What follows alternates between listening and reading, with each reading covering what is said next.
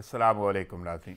आज के अखबार के साथ मैं हुराना अदीब इसी दुआ से प्रोग्राम का आगाज़ करते हैं कि अल्लाह रब्बुल इज़्ज़त आज के रोज़ हम सब के लिए आसानियाँ पैदा करे, आमीन। बढ़ते हैं प्रोग्राम की जानिब। जमील यूसुफ ने कहा था, आज भी गर्द सियासत में नहीं छुप सकती वो मोहब्बत जो मुझे वादी कश्मीर से है। 1931 नमाज ईद, अदायगी ममनू, मुजाहिरे शुरू, मजहबी आज़ादी, बगावत का मुकदमा, श्रीनगर, मरकज़ी जेल, फैसले का दिन, वक्त ज़ोहर, नमाज की लगन और अज़ान ज़ोहर। फिर क्या था?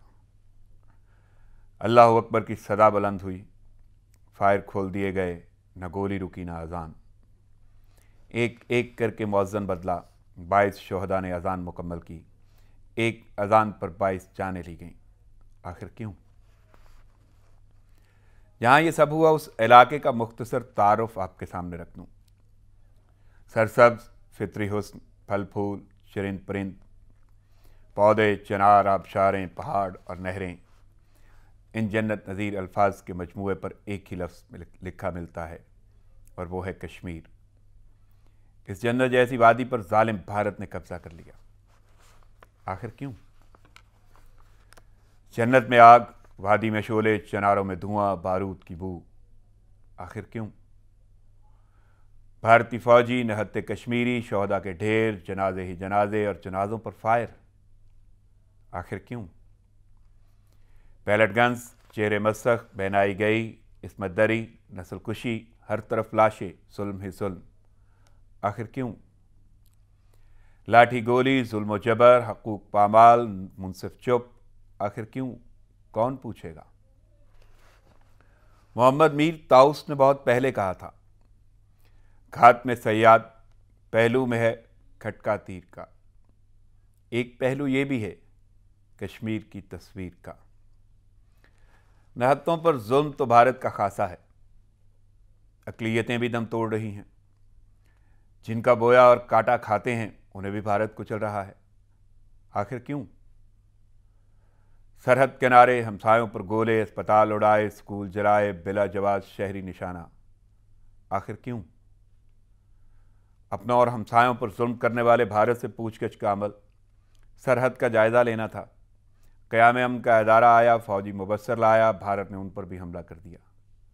आखिर क्यों?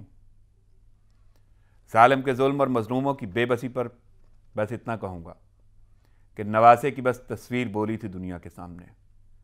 क़याम अमन का इदारा कब बोलेगा? हाँ, अगर अब भी ना बोला तो फिर दुनिया पूछेगी कि आखिर क्यों? कौन पूछेगा सफ़ाक भारत से? मैं तो बस इन्हीं अल्फाज पर इक्तफ़ा करूँगा कि अमृतसर खालिस्तान का, कश्मीर पाकिस्तान का। नाज़रीन, हाज़िर होते हैं एक छोटे से वक्फे के बाद, साथ रहिएगा।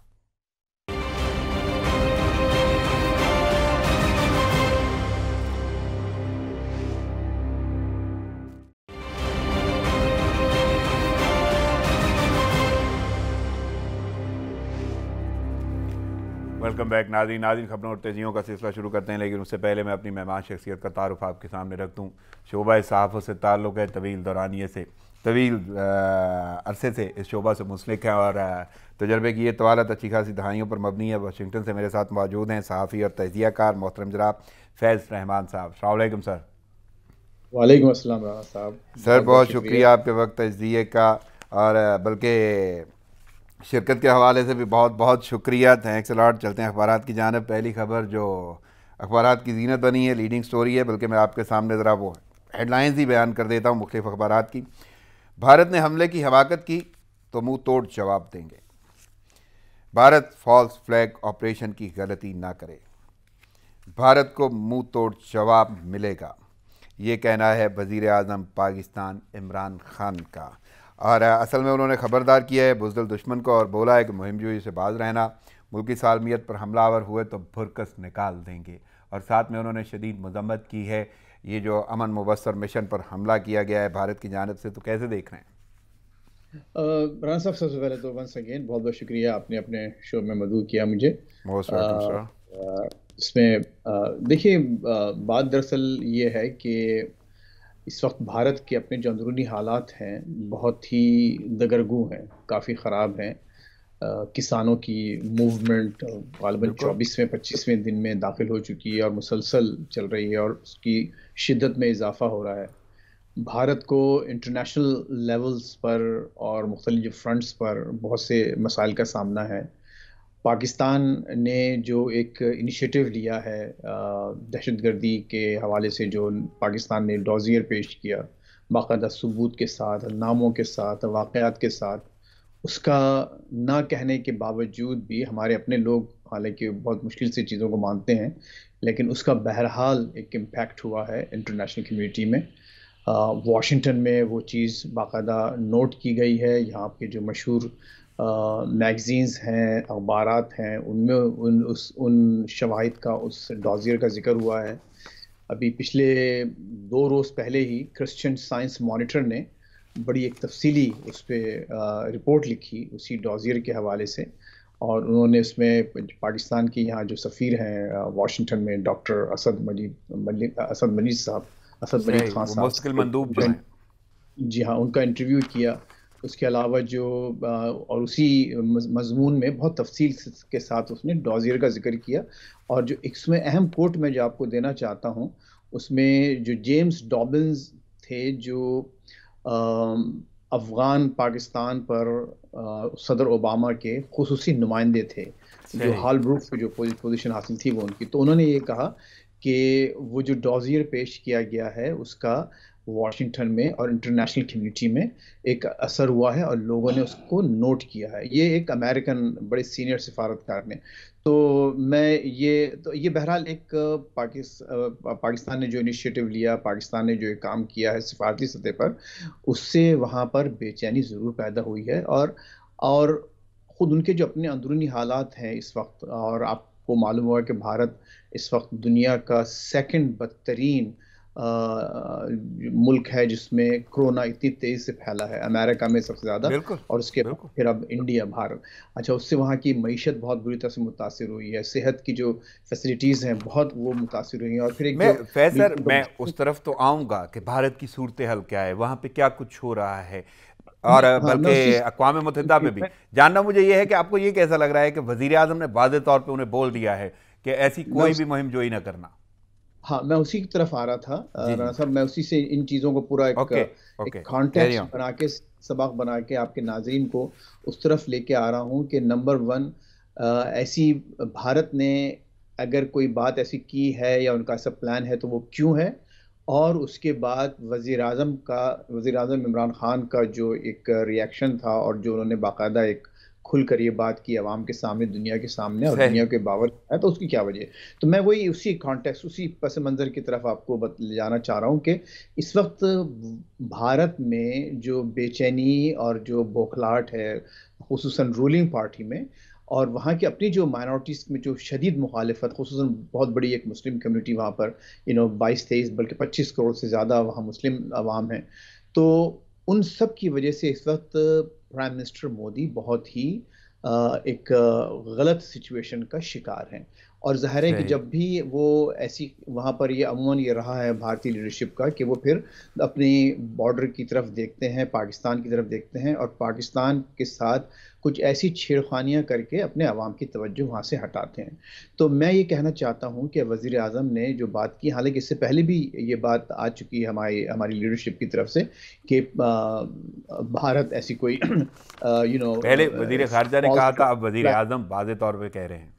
ہاں بالکل آپریشن کر سکتا ہے، تو اس میں ان کی یہ بات بالکل صحیح ہے، اور اب یہ ایک نئی اسٹریٹجی آپ کے سامنے آئی ہے پاکستان کی طرف سے، کہ بجائے یہ کہ اس کو صرف چند دارالحکومتوں تک محدود رکھنا، صرف چند کیپٹلز میں جا کر بھارت کی ان دھمکیوں اور ان پلانز کے بارے میں لوگوں کو بتانے کے بجائے، انہوں نے پوری دنیا کو کھلے عام یہ باقاعدہ بتانا شروع کر دیا ہے کہ یہ بھارت کے ایسے کوئی عزائم ہیں۔ اور یہ ایک، میں موید یوسف صاحب کی ایک بات سن رہا تھا تو انہوں نے ایک وجہ طور پر یہ کہا کہ یہ ایک ڈیٹرنٹ کے طور پر انہوں نے ایک پالیسی ہے، ان کا ڈاکٹرن ہے کہ اگر کوئی ایسا خطرہ پاکستان کو درپیش ہو تو وہ اس کو کھلے عام پوری دنیا کے سامنے پیش کریں، تاکہ بھارت کو مینورنگ کی جگہ کم سے کم مل سکے. تو یہ اس میں یہ پورا اس کا پس منظر ہے, اور میں سمجھتا ہوں کہ حالانکہ اس میں تھوڑی سی کچھ خرابی بھی ہو سکتی ہے, کیونکہ اگر آپ بار بار آپ فالس فلیگ آپریشنز کے بارے میں, ایسی دھمکیوں کے بارے میں آپ کھل کے بتائیں گے, تو ہو سکتا ہے ایک وقت ایسا ہے کہ لوگ اس پر توجہ دینا چھوڑ دیں. تو یہ اس میں ایک بہرحال ایک بائی ڈیفالٹ ایک ایسا ایک رسک ہے, لیکن میں یہ سمجھتا ہوں کہ پھر بھی یہ ایک بہتر اسٹریٹجی ہے کہ لوگوں کے سامنے, عوام کے سامنے اپنی یہ بات بڑے شیئر کی. احسن انداز سے آپ نے اس کو پس منظر بھی بیان کیا ہے, وزیر اعظم کی باتوں کا بھی جواب دیا ہے, اور اس کا رخ بتایا ہے کہ وہ کس حوالے سے ہیں. لیکن مجھے ایک اور سوال کرنا ہے. آپ نے بڑے احسن انداز سے یہ باتیں بھی بتا دیں کہ دنیا پہ امپیکٹ کیسے جا رہا ہے, لوگ اس کو کیسے دیکھ رہے ہیں, انٹرویوز ہو رہے ہیں پاکستان کے مستقل مندوب کے, یہ ساری باتیں تو دنیا کر رہی ہے, یہ دنیا میں یہ امپیکٹ جا رہا ہے. لیکن وہ ادارہ جس کے فوجی مبصر تھے, جن پہ یہ حملہ کیا گیا, جو جائزہ لینے آئے تھے, اس کو بھی لیٹر لکھا گیا ہے پاکستان کی جانب سے ان کے سیکرٹری جنرل اور صدر کو, اور اس میں واضح طور پہ شفاف تحقیقات کا مطالبہ کیا گیا ہے. آپ کو کیا لگتا ہے کہ وہ تحقیقات ہوں گی, اور ادارہ کیا کہے گا؟ قیام امن کا ادارہ ہے. ہاں نہیں, اقوام متحدہ نے اس پہ باقاعدہ ایک اپنا ایک اسٹیٹمنٹ جاری کیا ہے. انہوں نے انتہائی تشویش کا اظہار کیا. البتہ انہوں نے پاکستان کے اسٹیٹمنٹ کا حوالہ دیا, لیکن انہوں نے ابھی کوئی بلیم پن پوائنٹ نہیں کیا. انہوں نے کہا کہ ہم تحقیقات کریں, لیکن انہیں معلوم ہے کہ یہ کس نے کیا ہے. اور ظاہر ہے کہ پاکستان نے جس کو اس معاملے کو جس طرح سے جس شدت کے ساتھ اٹھایا ہے, اچھا کیا, تاکہ معلوم ہو کہ بھئی یہ دیکھیں اس وقت بھارت کی طرف سے نہ صرف یہ کہ پاکستان پر, بلکہ جو بین الاقوامی ادارے وہاں موجود ہیں ان پر بھی اس طرح سے زیادتی کی جا رہی ہے. اور مقصد صرف یہ ہے کہ ان کو بھی, یعنی جو بین الاقوامی اداروں کو, خصوصاً اقوام متحدہ کو بھی بھارت کی طرف سے غالباً یہ کوٹ ان کوٹ وارننگ دی جا رہی ہے کہ وہ وہاں پر پاکستان کے بارے میں, یا پاکستان کی جو بارڈرز کے اندر رہتے ہوئے اپنے امدادی کام بھی روک دیں. اور نہ صرف ایک امدادی کام روک دیں, بلکہ کوئی وہاں پر کوئی ایسے کام نہ ہو جس سے کہ یہ تاثر ملے کہ شاید اقوام متحدہ بھی اس میں کسی طرح سے کوئی سائیڈ لے رہا ہے. تو یہ ایک بھارت کی طرف سے واضح طور پر ایک انتہائی مس پلیسڈ اور ایک انتہائی خوفناک وارننگ شاٹ تھا ان لوگوں کے لیے, ہماری بین الاقوامی برادری کے لیے, اور اس کا نقصان ان کو پہنچے گا. لیکن دیکھیے آپ, یہ بات غور طلب ہے رانا صاحب کہ اس میں اس کی کیا وجہ ہے کہ بھارت آخر اس کے پاس اتنی دیدہ دلیری کیوں آ رہی ہے؟ کیا یہ دیدہ دلیری جو ہے وہ کسی خوف کا نتیجہ ہے کہ وہ, جیسے میں نے اس سے پہلے عرض کیا کہ اس کے اپنے جو انٹرنل معاملات ہیں وہاں جو حالات ان کے قابو سے نکل رہے ہیں مودی سرکار سے, دوسری جو اسٹیٹس ہیں ساؤتھ کی سدرن اسٹیٹس میں ان کے خلاف بہت بڑی مخالفتیں شروع ہو گئی ہیں. پنجاب کا تو خیر سب کے سامنے, کسانوں کا جو کسان موومنٹ چل رہی ہے وہ بھی سب کچھ آپ کے سامنے ہے. پھر اس کے علاوہ جو بین الاقوامی طور پر سکھ برادری نے جو ایشوز اٹھائے ہیں, اور آپ دیکھیں کینیڈا کے وزیر اعظم نے باقاعدہ, یہ بہت بڑی بات ہے کہ ایک کینیڈین وزیر اعظم باقاعدہ ایک کسان موومنٹ پہ اپنا ایک خیال کا اظہار کرے, تو اس سے اندازہ یہ ہو رہا ہے کہ خود وہاں جو سکھ موومنٹ ہے, جو انٹائی مودی اور انٹائی بی جے پی, وہ بھی بہت بڑھتی جا رہی ہے. تو یہ تمام باتیں ایسی ہیں کہ جن کی وجہ سے وہ سمجھتے ہیں کہ یہ اور بہت ہی غلط سوچ ہے کہ وہ یہ سمجھتے ہیں کہ شاید یہ سب حرکتیں کر کے, اقوام متحدہ کو انوالو کر کے اور پاکستان کے ساتھ چھیڑخانیاں کر کے وہ دنیا کی توجہ ہٹا سکتے ہیں. یہ ایک خام خیالی ہے. اور پاکستان, جیسے اس سے پہلے بھی میں نے عرض کیا تھا آپ کے ایک دوسرے پروگرام میں, کہ پاکستان کو اس طرح سے نہیں لینا چاہیے. وہی ٹھیک ہے, ہماری اپنی کمزوریاں ہیں, ہماری اپنی معاشی کمزوریاں ہیں, لیکن اس سے یہ ہوگا کہ پاکستان مزید مضبوط ہوگا, پاکستانی قوم ایک جگہ اکٹھا ہوگی. اور وہ لیکن کیسر ایک اور بڑا اہم معاملہ ہے. مطلب جس طرح میں نے یہ سوال کیا تھا کہ تحقیقات ہونی چاہیے, اور آپ نے بولا کہ اسٹیٹمنٹ آ گیا اقوام متحدہ کا, لیکن وہ واقعی تحقیقات ہو جاتی ہیں اور اقوام متحدہ یا ادارہ اس کے بارے میں واضح کر دیتا ہے دنیا کو کہ اس میں بھارت ملوث تھا. ایک تو یہ چیز ہے کہ اس پہ, کیونکہ رحمان ملک صاحب نے ایک بیان دیا ہے کہ اس کی سیکورٹی کونسل رکنیت جو ہے بھارت کی وہ ختم کی جانی چاہیے, کیونکہ اقوام متحدہ کے ان پہ حملہ کیا گیا ہے, اقوام متحدہ کے آبزرور گروپ پہ. اچھا, ایک تو یہ کہ کیا اقوام متحدہ کی جانب سے کوئی ایسا ریئیکشن آئے گا کہ واقعی کوئی ممبرشپ یا سیکیورٹی کونسل کی رکنیت جو ہے وہ معطل ہوتی ہوئی نظر آتی ہے؟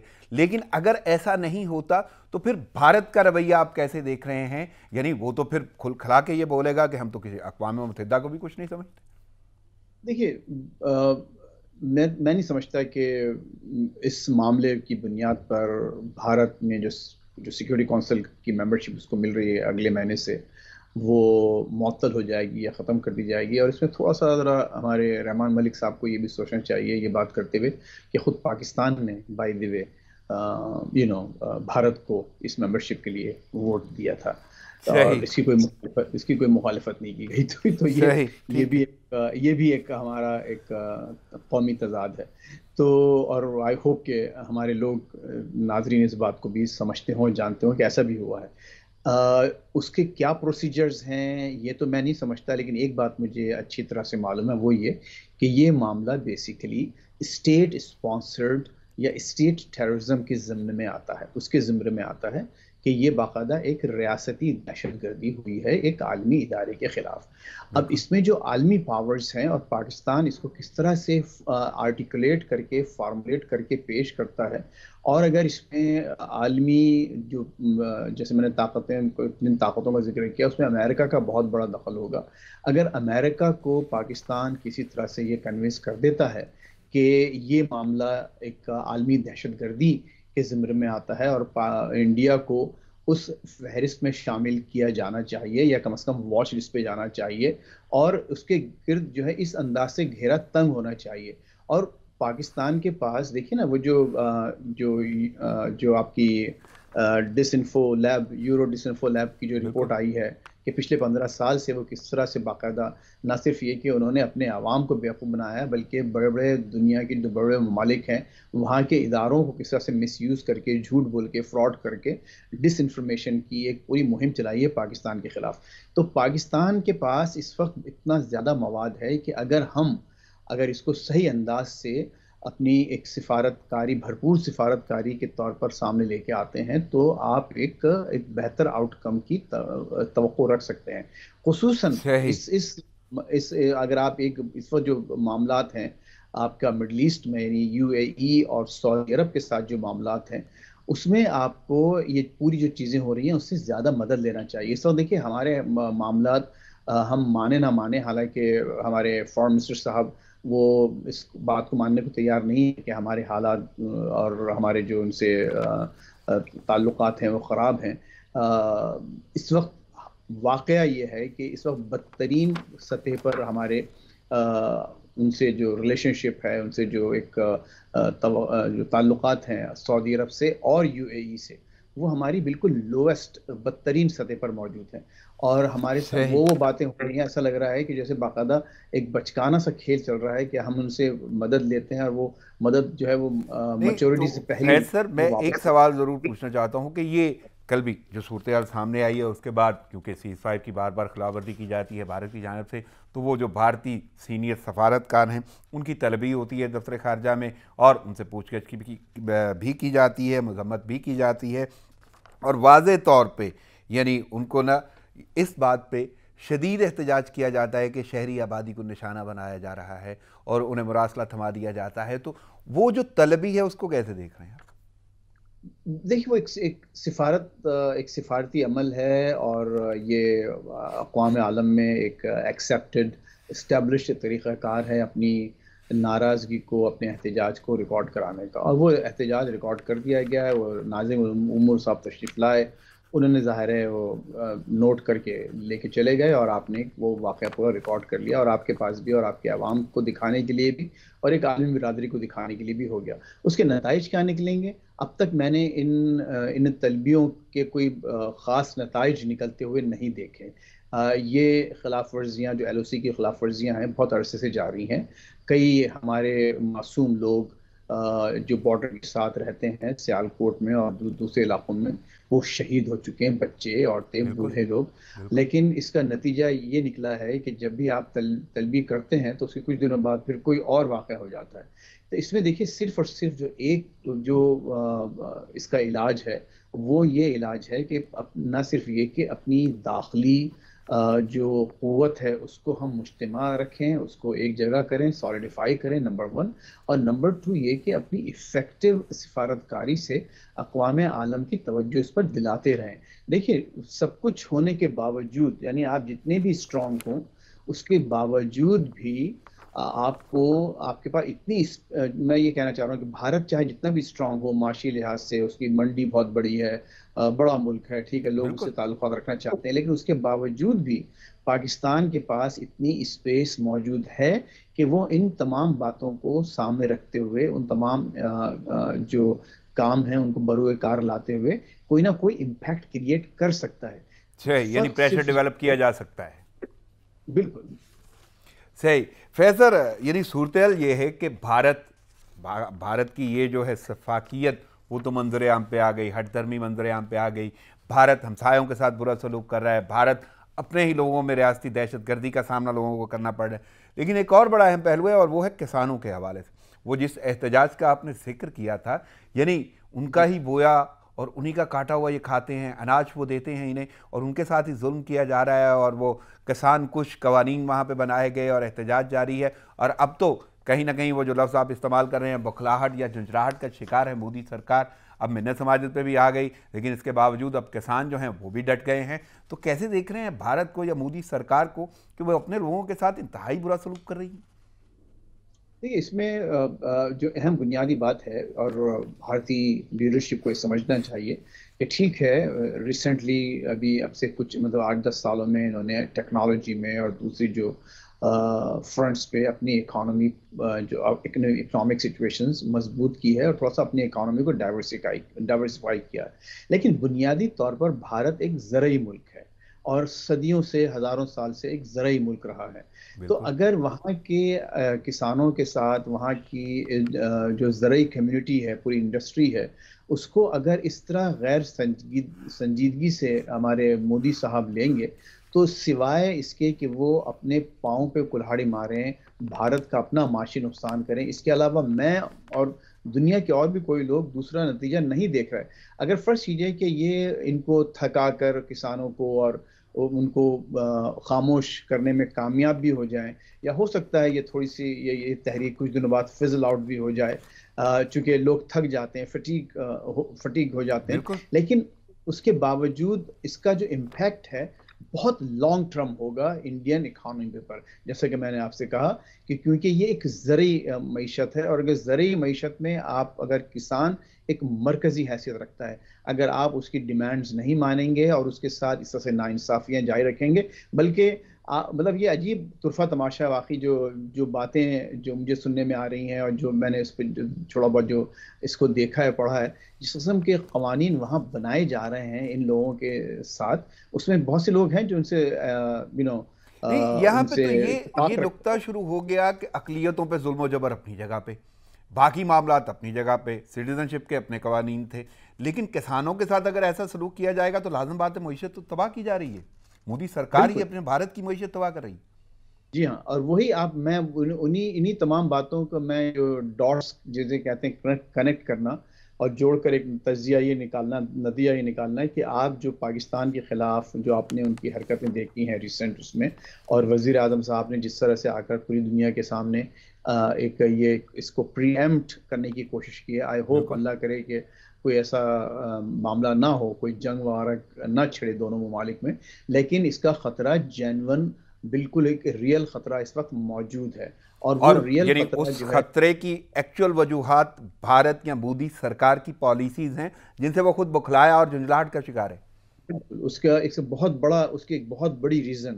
اچھا پھر اس میں ایک اور بھی بہت بڑا فیکٹر ہے. آپ دیکھیے اس میں جو بہت بڑا فیکٹر ہے وہ ہے افغانستان کا. یہ مت بھولیے افغانستان میں جو اس وقت جس طرح سے معاملات بہت تیزی سے آگے بڑھ رہے ہیں، اور اگر وہاں پر ایک سیٹلمنٹ ہو جاتا ہے اور بھارت اس سیٹلمنٹ کے نتیجے میں بالکل باہر ہو جاتا ہے، تو وہ خود بھارت کی نہیں بلکہ مودی کی ایک ذاتی بہت بڑی سکی ہوگی.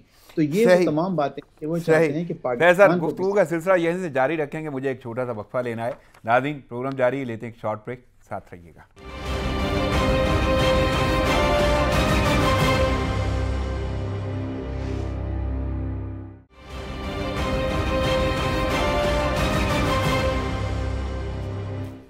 ویلکم بیک ناظرین خبروں اور تجزیوں کا سلسلہ جاری ہے، اور اس کو یہ سلسلہ جہاں سے ٹوٹا تھا وہیں سے جوڑیں گے۔ میرے ساتھ موجود ہیں واشنگٹن سے فیض رحمان صاحب۔ فیض سر، پہلے بات ہو رہی تھی کہ ہم نے بھارت کی جھنجھلاہٹ کی بات کی ہے، بوکھلاہٹ کی بات کی ہے، ہردرمی کی بات ہو گئی ہے، لیکن یہاں پہ میں ایک اور پہلو آپ کے سامنے رکھتا ہوں، اور وہ ہے بھارت کی سفاکیت کا۔ یعنی مقبوضہ کشمیر میں ان کی مشقیں جاری ہیں، ان مشقوں کے دوران عمر رسیدہ خاتون کو فائر کر کے شہید کر دیا گیا۔ آخر یہ کیا ہے اور کون پوچھے گا ان سے؟ انتہائی قابل مذمت، اور یہ وہ ظلم اور بربریت ہے جو آج سے نہیں بلکہ اب ہمیں معلوم ہے کہ ایک عرصے سے، کئی دہائیوں سے، جب سے پاکستان آزاد ہوا ہے، آپ اس کے بعد بلکہ اس سے پہلے بھی آپ نے دیکھا ہے کیونکہ کشمیریوں کے وہ وہاں پر انیس سو جو اکتیس سے جو توڑے جا رہے ہیں۔ اور اس میں جو سب سے جو مجھے تکلیف دہ بات وہ یہ ہے ران صاحب، کہ دنیا کوئی نوٹس نہیں لے رہی۔ اب مجھے صرف امید یہ ہے کہ بائیڈن صاحب واشنگٹن میں 20 جنوری کو نئے صدر کے طور پر حلف اٹھائیں گے۔ ان کا وعدہ ہے کہ انہوں نے 370 پر جو ہے وہ ایک کچھ نہ کچھ ضرور، انہوں نے اس سے پہلے اس کی مذمت کی ہے اس کی ریووکیشن پر۔ اور جو کملا ہارس صاحبہ جو نائب صدر بنیں گی، ان کے الفاظ ہیں، ویڈیو پر ہیں، کہ کشمیریوں کو ہم اکیلا نہیں چھوڑیں گے۔ دیکھیے یہ بہت بڑا وعدہ بالکل اور بہت بڑا بیان ہے، اور مجھے امید ہے کہ وہ اپنے اس وعدے کا، اپنے اس جملے کا پاس رکھیں گی، اور کشمیریوں کو، کیونکہ اس وقت میں آپ کو ایک اور بات بہت اہم بتاؤں، جس آرٹیکل کا میں نے آپ کو ذکر کیا تھا، کرسچن سائنس مانیٹر کا، جس میں ایمبیسڈر اسد مجید خان صاحب اور جیمز ڈابلنز کا انٹرویو چھپا ہے پاکستان کے حوالے سے، انڈیا کے حوالے سے۔ اس میں ڈاکٹر اسد مجید نے ایک بہت اہم جملہ کہا، بہت اہم جملہ کہا، اور انہوں نے یہ کہا کہ امریکہ ہی صرف ایک ایسا ملک ہے اس وقت جو کہ خطے میں بھارت کی جو دہشت گردی ہے، یہ بھارت کی طرف سے جو دہشت گردی اسپانسر کی جا رہی ہے، ایک امریکہ ہی ایک ایسا ملک ہے جو وہ اس کو روک سکتا ہے۔ یہ صحیح۔ بہت بڑا اسٹیٹمنٹ ہے پاکستان کے نمائندے کی جانب سے، کیونکہ آپ کو معلوم ہے اس وقت پاکستان میں جو ایک تاثر دیا جا رہا ہے وہ یہ دیا جا رہا ہے کہ امریکہ سے پاکستان دور ہو رہا ہے اور چائنا کی طرف بڑھ رہا ہے۔ لیکن صحیح۔ ایمبیسڈر کا یہ سمجھتا ہوں میں جو اسٹیٹمنٹ ہے، وہ ایک بیلنسنگ ایکٹ کے طور پر سامنے آیا ہے، کہ وہ انہوں نے یہ واضح کیا ہے کہ پاکستان امریکہ سے اپنے آپ کو دور نہیں کر رہا، بلکہ امریکہ کا اس ریجن میں، خصوصاً پاکستان اور بھارت کے حوالے سے، ایک بہت ہی امپورٹنٹ رول دیکھتا ہے۔ تو صحیح۔ یہ جو بات ہے، یہ اسی کو ہم لوگوں کو ہائی لائٹ کرنا چاہیے۔ اور اس میں جیسے میں نے اس سے پہلے عرض کیا کہ حالانکہ ہم یہ سمجھتے ہیں، بھارت نے ہمیشہ انسسٹ کیا ہے کہ یہ ایک بائی لیٹرل معاملہ ہے، جو بھی معاملات ہیں پاکستان کے اور بھارت کے وہ بائی لیٹرل ہیں، اور ہم کو بائی لیٹرل انداز سے ہی اس کو ریزالو کرنا چاہیے ان ایشوز کو۔ لیکن آپ دیکھ رہے ہیں کہ کئی دہائیوں سے، کئی سالوں سے کوئی بالکل، موومنٹ نہیں ہے ایشوز اور پر۔ حالیہ تو کارروائی نے تو ثابت کر دیا کہ بھارت کی جی ہاں، اپنی ایک تو سوچ ہے اور جب اپنا تک ایک کہ ہم انداز ہے، اور جی ریاستی دہشت گردی اپنی جگہ پہ ہے جس کا ہم ذکر کر رہے ہیں، لیکن نو منتخب امریکی جو حکومت ہے اس سے بہت ساری امیدیں وابستہ ہیں، جس کا آپ نے واضح طور پر ذکر بھی کیا ہے۔ میں مزید تھوڑا سا آگے بڑھنا چاہتا ہوں فیصل، بات کرتے ہیں دہشت گردی کے حوالے سے۔ پاکستان نے بڑی قربانیاں دی ہیں، اور وہی قربانیاں ہیں کہ جس کی وجہ سے آج ہم پرامن فضا میں جیتے ہیں، اور وہ قربانیاں جو بھی دے رہا ہے وہ رائے گاہ نہیں جائیں گی، یہ عسکری قیادت بھی کہتی ہے اور ہماری سول قیادت بھی کہتی ہے، اور اس میں شک بھی کوئی نہیں ہے۔ ایک اور کارروائی ابھی جو تازہ ہوئی ہے، یعنی دھرتی ماں کا ایک اور سپوت وطن کی خاطر جام شہادت نوش کر گیا، اور آوران میں سیکیورٹی فورسز کی کارروائی ہوئی، جس میں فائرنگ کے تبادلے میں، دہشت گردوں سے فائرنگ کے تبادلے میں لانس نائک محمد اقبال شہید ہو گیا ہے۔ اور یہ جو شہادتیں ہیں واقعی یہ رائے گاہ نہیں جائیں گی، واضح اظہار اس کا کیا جاتا ہے۔ تو کیسے دیکھ رہے ہیں؟ پاکستان نے واقعی کلا کما کیا اور بہت بڑی جنگ لڑی۔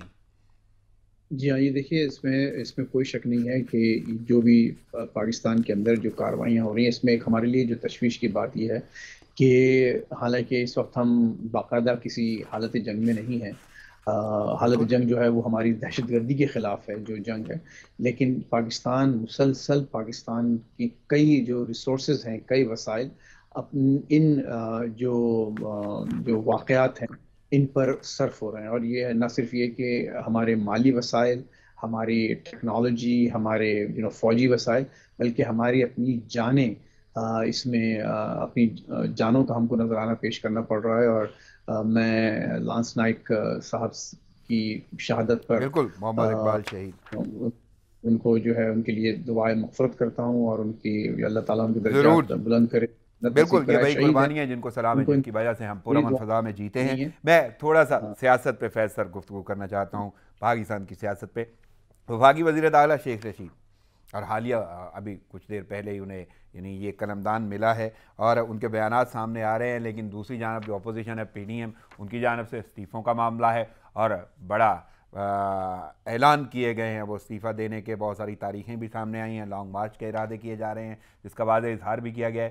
لیکن شیخ صاحب کہتے ہیں کہ فروری میں استعفوں کی خواہش مند آج ہی استعفے کیوں نہیں دے دیتے، وہ اپنا شوق پورا کر لیں. اور اس کے ساتھ ساتھ ایک اور وفاقی وزیر ہیں، ان کا بیان بھی آپ کے سامنے رکھنا چاہتا ہوں، جن کے پاس اب وہ قلمدان ہے جو پہلے شیخ رشید صاحب کے ساتھ تھا، اور وہ تھا اعظم سواتی صاحب کا بیان. وہ کہتے ہیں کہ اگر پی ڈی ایم یعنی استعفے آنے پر استعفے دے دیتی ہے تو یہ استعفے ملنے پر وہ 100 دیگیں دیں گے، تقسیم کریں گے. انہوں نے اعلان کر دیا ہے. تو کیا یہ ایسا ہی معاملہ ہے کہ جس پہ نہ تو کوئی فکر ہے حکومت کو، بلکہ انتہائی خوشی کا اظہار ہے؟ ہم نے پہلے دیکھا عمرے کے ٹکٹ بھی بانٹے گئے، ہم نے یہ بھی دیکھا کہ اب 100 دیگوں کا اعلان کر دیا گیا ہے، اور وزیر داخلہ تو یہ کہتے ہوئے نظر آتے ہیں شوق پورا کریں، جلدی سے کیوں وقت ضائع کر رہے ہیں. تو اچھا، کیسے اب دیکھ دیکھیے رہے ہیں؟ اس میں بڑی بڑی دلچسپ صورتحال ہے رانا صاحب. اگر آپ کو یاد ہو، ہم لوگ بات کرتے رہے ہیں اسی پروگرام میں اس حوالے سے، اور ہم نے کئی دفعہ یہ کہا تھا کہ جب اپوزیشن یہ کہتی ہے کہ حکومت چلی جائے گی یا حکومت کو جانا چاہیے، تو وہ روڈ میپ کیوں نہیں دیتے، وہ اپنے کوئی ایکشن آئٹمس کیوں نہیں بتاتے، وہ کیوں نہیں کہتے کہ ایسا بالکل، کیسے آپ نے ہوگا. واضح طور پہ بہت بار یہ کہا. جی ہاں. اچھا، اب وہ ہوا یہ کہ شومی قسمت سے اپوزیشن نے اپنے کم از کم ایک ایکشن آئٹم کا اعلان کر دیا، یا جو ان کے پاس جو پتے تھے وہ کھول دیے کہ جی ہم استعفے دے دیں گے، اور استعفے ہم دیں گے تو اس سے جو ہے یہ حکومت گر جائے گی، ان کے سینٹ کے الیکشنز نہیں ہو پائیں گے، اور جو کچھ بھی ان کو اس سے امیدیں وابستہ تھیں. اور اس کے بعد آپ نے شاید آپ کو یہ بھی یاد ہوگا کہ میں نے یہ بھی کہا تھا کہ استعفے جو ہیں اس وقت تک نہیں دیے جائیں گے جب تک کہ پیپلز پارٹی کو آلموسٹ 99% یہ یقین نہ ہو بالکل، کہ وہ اپنے کچھ کھوئے گی نہیں. لیکن بالکل، اس وقت جو صورتحال ہے، Peoples Party would be a big huge loser اگر وہ بالکل، استعفے بالکل. دیتی ہے، اور سندھ اسمبلی ٹوٹتی ہے، یا سندھ اسمبلی سے بھی اگر استعفے دے دیے جاتے ہیں تو کیا اسمبلی ٹوٹے گی یا نہیں ٹوٹے گی، وہ بھی ایک بہت بڑا کویسچن مارک ہے، کیونکہ حکومت یہ کہہ رہی ہے کہ وہ فوری طور پر ضمنی انتخابات کرائیں گے. تو مجھے لگتا یہ ہے کہ یہ روڈ میپ تو انہوں نے دیا اپوزیشن نے، لیکن جو انہوں نے جو دعوے کیے یا جو ایکشن آئٹمز جو لوگوں سے شیئر کیے وہ تھوڑے پری میچور تھے، یعنی وہ اس پہ بہت زیادہ سوچ بچار نہیں گئی، اس کے تمام نتائج پر غور نہیں کیا گیا. صحیح. اگر یہ استعفے دیتے ہیں، جو کہ میرا خیال ہے کہ نہیں دیں گے، اگر یہ دیتے ہیں تو اس کا مطلب یہ ہوگا کہ وہ بیسیکلی سینٹ کے انتخابات سے آؤٹ ہو جائیں گے. بالکل، سینٹ کے انتخابات سے آؤٹ ہونے کا مطلب یہ ہوا کہ سینٹ ایک ایسا ادارہ ہے جو اگر فرض کیجیے خدا نخواستہ اسمبلیاں ٹوٹتی ہیں کسی اور وجہ سے، کوئی اور ایکشن ہو جاتا ہے، تو اسمبلیاں تو ٹوٹ جائیں گی لیکن سینٹ اپنی جگہ برقرار رہتا ہے.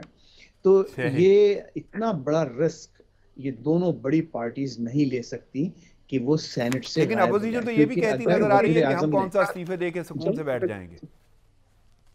ہاں، اگر وزیر اعظم نے جیسے کہا ہے، اور غالباً جو اعظم سواتی صاحب نے جو بات کی ہے وہ کہ وہ دیگے بانٹیں گے، ان کو معلوم ہے کہ اگر استعفے دیے انہوں نے، ضمنی انتخابات ہو گئے، اور نتیجہ یہ ہوگا کہ وہ جو لگی بندی جو سیٹیں اس وقت سینٹ میں ان کے پاس ہیں اس سے بھی یہ ہاتھ دھو بیٹھیں گے، تو بالکل ہی آؤٹ ہو جائیں گے سینٹ سے. تو نہیں، نتیجہ یہ ہے کہ لیکن جی پی ڈی ایم جو کہہ رہی ہے، اپوزیشن یہ کہہ رہی ہے کہ ہم کون سا استعفے دے کے سکون سے بیٹھ جائیں گے. وہ کوئی نہ کوئی ایسی مہم تو چلائیں گے کہ حکومت کے لیے دشواریاں ہوں.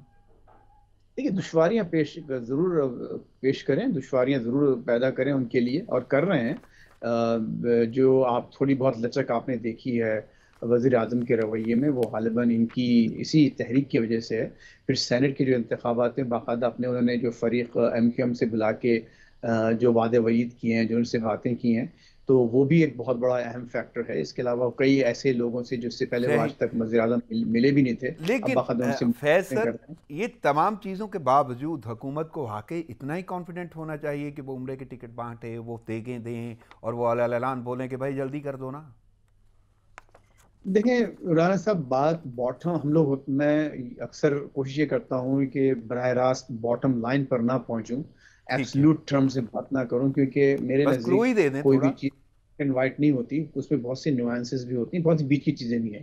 لیکن یہاں میں ایک آپ کو باٹم لائن بتاتا ہوں، بہت ہی ایک ایبسلوٹ ٹرم، وہ یہ ہے، مجھے شاید مطلب ان الفاظ میں نہیں کہنا چاہیے، لیکن دیکھیے یہ کہ خود یہ لوگ کہہ چکے ہیں، یہ کہتے ہیں کہ ہم اس سلیکٹڈ کو نہیں مانتے، اور اس سے معنی یہ نکالے جاتے ہیں کہ ہم کو سلیکٹ کر لیا جائے، بلکہ خود انہوں نے بالکل کہہ بھی دیا، بالکل. خود کہہ دیا نا کہ بہت سارے ان یہ کے اظہار ہیں، سلیکٹڈ، یعنی بہت سارے انٹرویوز میں یہ باتیں کہی گئی ہیں، یہ واضح کیا گیا ہے، یہ اظہار کیا گیا ہے. کہ یہ سلیکٹڈ ہیں، ہم یہ سلیکٹڈ ہمیں منظور نہیں ہے، میں جو سلیکٹڈ ہوں گا میں منظور ہوں گا. اچھا، اس میں کے بعد اب خود ہماری مریم نواز صاحبہ نے، جو میں نے اس سے پہلے آپ سے عرض کیا تھا کہ ماشاءاللہ انہوں نے اپنے آپ کو بہت جلدی اسٹیبلش کیا ہے ایک بالکل. قومی رہنما کے طور پر، لیکن ان کا ایک انٹرویو میں یہ کہہ دینا کہ آپ ان کو راستے سے ہٹائیں، ان کو نکالیں، اور پھر ہم آپ سے بات کریں گے. بالکل. تو واضح طور پر آپ نے یہ میسج دیا ہے کہ جس کو آپ نے سلیکٹ کیا ہے اس کو ڈی سلیکٹ کریں، اس کو ڈیلیٹ کریں، اور پھر اور ہم ہمیں کو ہم سے بات کر کے ہم کو سلیکٹ کر لیں، ہمیں موقع دیں تاکہ ہم وہ کام کر سکیں.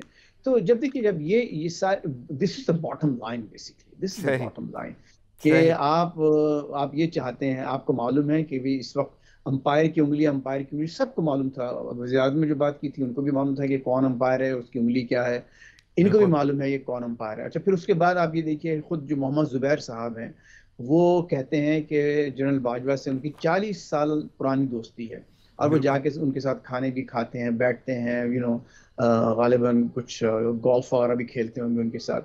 تو جب اتنی قریب ان کے ساتھ دوستی ہے تو جو چیزیں کہی جاتی ہیں وہ یہی کہی جاتی ہیں نا کہ بھائی آپ، اور انہوں نے کہا، خود زبیر صاحب نے کہا کہ ان 2-3 میٹنگز جو ان کے ساتھ ہوئی، طویل ملاقاتیں ہوئی، نہ صرف انہوں نے کھانے کھائے بلکہ مریم نواز اور نواز شریف کا بھی ذکر وہاں پر آیا، بالکل. اور انہوں نے ان کے لیے باقاعدہ ریلیف مانگا. تو ابھی دیکھیے، یہ اب ہم عوام، میں یہ نہیں کہتا کہ ان لوگوں کا قصور ہے یا ان کو سیاست نہیں کرنی چاہیے یا یہ ان کی سیاست کا انداز غلط ہے، لیکن پاکستان کی اس وقت جو سیاست ہو رہی ہے اس میں عوام جو ہے بیچارے بلا وجہ بیچ میں پیسے پس جا رہے ہیں. پس رہے اب ہیں، اس لیے بالکل پس رہے ہیں. چلیں میں کہ تھوڑا ہاں، سا آگے بڑھتا ہوں تو کراچی کی جانب چلتے ہیں، یا سندھ کی جانب چلتے ہیں. سندھ کی جانب سے صوبائی وزیر ہیں سعید غنی، انہوں نے بھی وفاق پر الزام لگایا، وہ کہہ رہے ہیں کہ جی ہمیں حقوق نہیں دیے جا رہے، اور ورکرز ویلفیئر فنڈ کی رقم جو ہے وہ حکومت کے پاس ہے، وفاقی کی حکومت، اور مختلف اثاثے صوبوں کو نہیں دیے. یعنی یہ بڑے عجیب قسم کے الزامات ہیں. تو کیسے دیکھ رہے ہیں ان الزامات کو بھی کہ صوبہ سندھ یہ کہتا ہوا نظر آتا ہے؟ سندھ، دیکھیے یہ بات کم از کم، میں کیونکہ جو تفصیلات ہیں اس کی، وہ تفصیلات بہتر طور پر سعید غنی صاحب جانتے ہوں گے، لیکن معقول آدمی ہے، وہ کچھ بات اگر کہہ رہے ہوں گے تو یقیناً ان کے پاس کوئی جواز ہوگا، اس کا ثبوت بھی ہوگا. لیکن ایک بات تو بہت واضح ہے، دیکھیے بالکل واضح بات ہے کہ وزیر اعظم نے 11 ارب کا صرف کراچی کے لیے، جو 11 ارب تھے بلکہ اس سے بھی زیادہ تھے، غالباً 1 ٹریلین، آلموسٹ ایک، جی، اچھی 11 ارب، خاصی رقم، بالکل یہ ایسے ہی وہ جو انہوں نے وہاں پہ اپنے دورے کے دوران وہ اناؤنس کیا تھا. 11 یا 1100 ارب، 1100. 1100 ارب روپے کے کراچی کے پیکج کا اعلان کیا تھا. وہ کہاں گیا؟ وہ پیسے کہاں گئے؟ وہ جو نالوں پہ کی جو صفائی اور ان سے جو تجاوزات ہٹانے کی مہم تھی، وہ کہاں گیا؟ یہ تو صرف ایک شہر، سندھ کے ایک شہر کی بات ہو رہی ہے، اور جو سندھ کے دوسرے جو شہر ہیں وہاں پر باقی بہت معاملات بہت خراب ہیں. دیکھیے، اب ایک بات بہت واضح ہے نا، دیکھیے 2.5 سال ہو گئے ہیں اس حکومت کو، 2.5 سال، بالکل. 2.5 سال میں سے جو بھی، اگر سندھ کی حکومت میں، سندھ میں ابھی بھی کرپشن ہو رہا ہے اور آپ کے پاس ایک بہت ہی سپر ایکٹیو نیب موجود ہے، تو وہ کیوں نہیں ان 2.5 سالوں میں اس کرپشن کو کم کر سکا ہے؟ اور آج اگر سندھ کے جو مختلف جو علاقے ہیں بشمول کراچی کے، اگر وہاں ابھی بھی بہت انتہائی سیریس مسائل موجود ہیں، تو اس کا مطلب یہ ہوا کہ ان کو یعنی پراپر سوالیہ فنڈز نشان نہیں تو پھر دیا. اٹھیں گے. یہ میرا ایک قضیہ ہے. میں، ہاں جی، یعنی سوالیہ نشان تو پھر اٹھیں گے. جی ہاں. تو آپ نے 2.5 سالوں میں بھی اگر فرض کیجیے ابھی بھی آپ یہ کہتے ہیں کہ سندھ کی حکومت کرپشن کر رہی ہے، لہٰذا وہاں کے حالات اس لیے خراب ہیں، وہاں چیزیں، وہاں ڈیولپمنٹ نہیں ہو رہا، تو آپ سے پوچھا جائے گا کہ کیا، اگر کرپشن ہو رہا ہے تو کیا وہ تو ایک وفاقی سبجیکٹ ہے کرپشن، آپ کے پاس نیب، آپ کا وفاقی ادارہ ہے، وہ کیوں نہیں اس کرپشن کو روکنے میں، ایک دوسرا بڑا صوبہ ہے آپ کا، اس دوسرے بڑے صوبے میں آپ اس کرپشن کو روکنے میں کیوں نہیں یعنی اس کامیاب کا ہوئے مطلب اب آپ کو تک؟ یہ لگتا ہے کہ صوبہ سندھ جو کہہ رہا ہے وہ کہیں نہ کہیں سچا نظر آتا ہے؟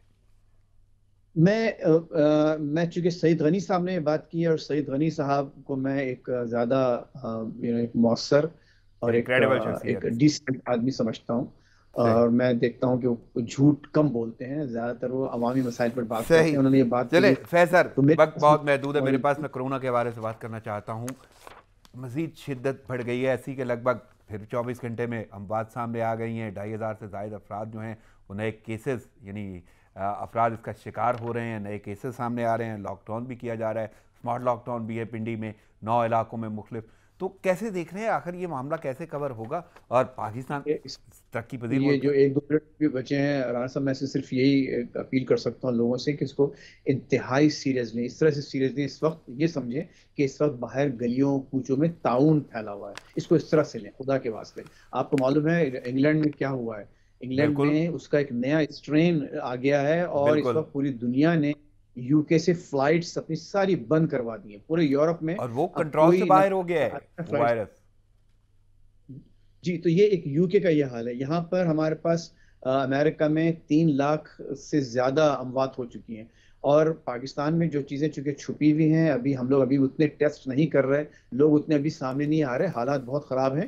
اس کو بہت سیریس لیا جائے. ہرگز یہ نہ سمجھیں کہ ہاں فلاں صحیح ہو گیا تھا، فلاں صحیح ہو گیا تو ہم بھی صحیح ہو جائیں گے. اس کا فیصلہ میں اور آپ نہیں کریں گے، اس کا فیصلہ وائرس کر رہا ہے کہ وہ کس کو کس طرح سے ہٹ کرے. تو خدا کے واسطے اپنا خیال اور رکھیں. آپ تو کیونکہ اور امریکہ میں بیٹھے ہیں، وہاں پہ بڑی شدت آئی، اور جو صورتحال آپ بتا رہے ہیں اور جو فگرز ہیں اس وقت پوری دنیا میں، وہ امریکہ میں بہت بری حالت ہے. تو آپ کیا عوام کو مشورہ دیتے ہیں پاکستان کی؟ کیونکہ احتیاط کرنے کا کہا جا رہا ہے بار بار، حکومت کی جانب سے، لوگوں کی جانب سے، ڈاکٹرز کی جانب سے، محکمہ صحت کی جانب سے، لیکن قوم نہیں مان رہی. کو مشورہ دیں گے عوام کو؟